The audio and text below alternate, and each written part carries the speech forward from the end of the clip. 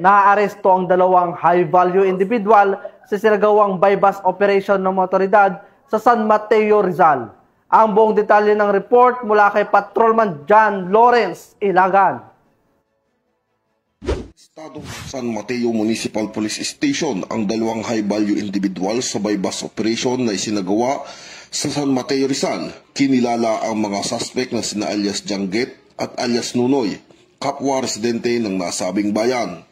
Nasabat mula sa kanila ang 13 sachet ng hinihinalang shabu na tumitimbang ng humigit kumulang 50.3 gramo na may halagang 342,040 pesos. Isang revolver na may 5 bala at bypass money na 500 peso. Ang mga suspect ay naharap sa kasong paglabag sa Republic Act 9165 o ang Comprehensive Dangerous Drugs Act of 2002 at Republic Act 10591 o ang Illegal Possession of Firearms and Ammunition. Ayon kay Police Colonel Peliterio A. Gonsalgo, Provincial Director ng Rizal Police Provincial Office, ang operasyon ay bahagi ng pinaigting ng kampanya laban sa illegal na droga at kriminalidad sa kanilang lalawigan.